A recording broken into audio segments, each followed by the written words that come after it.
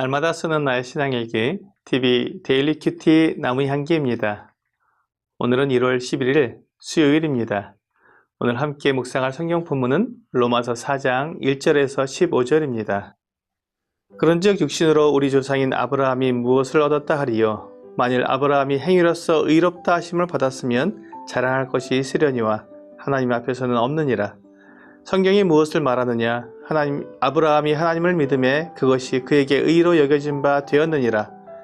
일하는 자에게는 그 삭시 은혜로 여겨지지 아니하고 보수로 여겨지거니와 이를 아니할지라도 경건하지 아니한 자를 의롭다 하시는 이를 믿는 자에게는 그의 믿음을 의로 여기시나니 일한 것이 없이 하나님께 의로 여기심을 받는 사람의 복에 대하여 다윗이 말한 바 불법이 사함을 받고 죄가 가려짐을 받는 사람들은 복이 있고 주께서 그 죄를 인정하지 아니할 사람은 복이 있도다 함과 같으니라.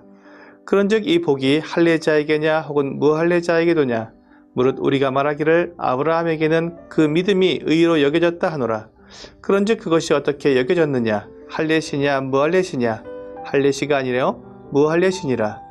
그가 할례의 표를 받은 것은 무할례시의 믿음으로 된 의를 인친 것이니 이는 무할례자로서 믿는 모든 자의 조상이 되어 그들도 의로 여기심을 얻게 하려 하심이라. 또한 할례자의 조상이 되었나니 곧 할례 받을 자에게 뿐 아니라 우리 조상 아브라함이 무할례시에 가졌던 믿음의 자취를 따르는 자들에게도 그러하니라. 아브라함이나 그 후손에게 세상의 상속자가 되리라고 하신 언약은 율법으로 말미암은 것이 아니요 오직 믿음의 의로 말미암은 것이니라. 만일 율법에 속한 자들이 상속자이면 믿음은 헛것이 되고 약속은 파기되었느니라. 율법은 진노를 이루게 하나니 율법이 없는 곳에는 범법도 없느니라. 사람들은 의롭게 되는 것이 율법을 지켜야 가능하다고 생각합니다. 지금도 대부분의 사람들은 의로운 사람이라는 말을 법을 지키고 착하게 사는 사람이라고 생각합니다.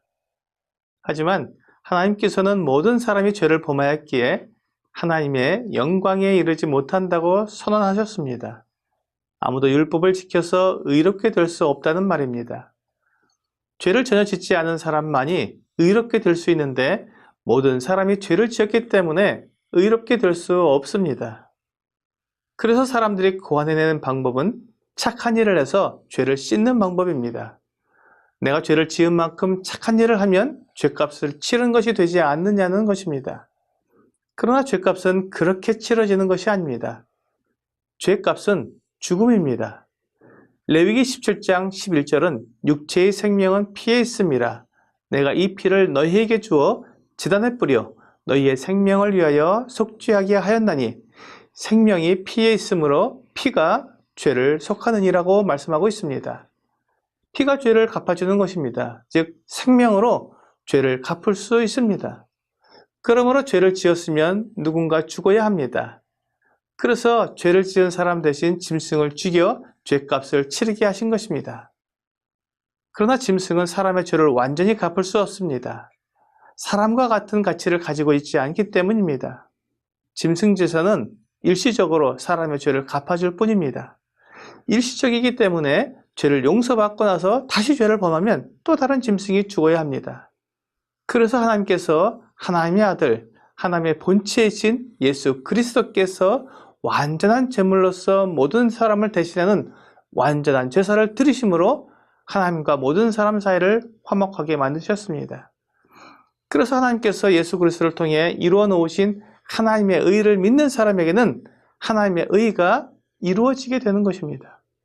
오늘 본문에서는 믿음으로 의롭게 되는 것을 아브라함과 다윗의 예로 설명하고 있습니다. 아브라함이 믿음으로 의롭다 하심을 받았다고 말씀하고 있습니다. 이는 창세기 15장 6절에 있는 말씀입니다. 하나님께서 아브라함에게 하늘을 우러러 무뼈를 셀 수 있나 보라. 내 자손이 이와 같으리라고 약속해 주셨습니다. 이때 아브라함은 늙었고 자식이 없었습니다.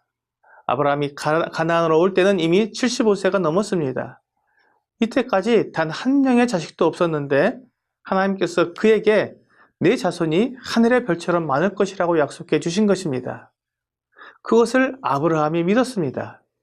이 믿음을 아브라함의 의로 여기셨다고 말씀하신 것입니다.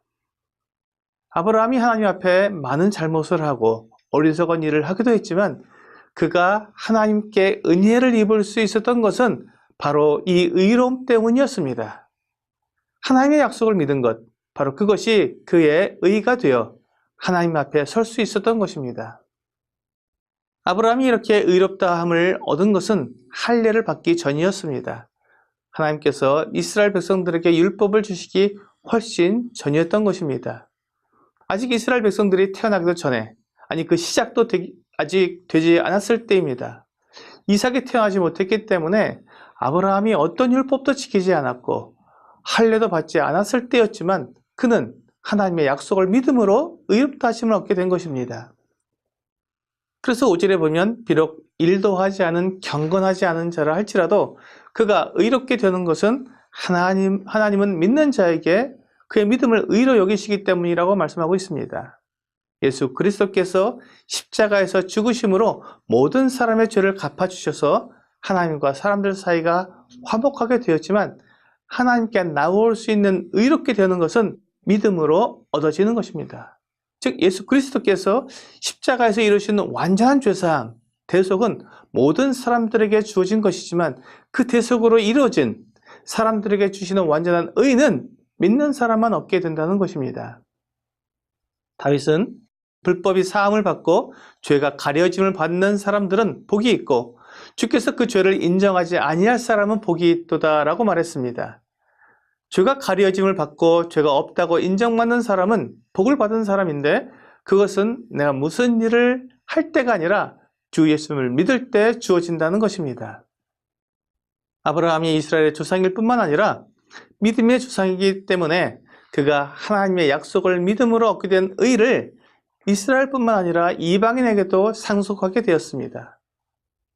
그러므로 누구든지 아브라함처럼 예수 그리스도를 믿는 사람은 의롭다 하심을 얻게 되는 것입니다. 이것이 믿음의 법입니다. 오늘의 적용 질문을 보겠습니다. 내가 하나님께 의롭다 함을 얻기 위해서 의지하고 있는 것은 무엇입니까? 만일 내가 모태신앙이라는 것을 의지한다면 그것은 아무 소용이 없습니다. 내가 교회에 다니고 있다는 것을 의지한다면 그것도 아무 소용이 없습니다. 교회에 다니는 것과 예수님을 믿는 것은 다른 것이기 때문입니다. 우리가 의롭다함을 얻는 것은 오직 예수 그리스도를 믿는 것뿐입니다.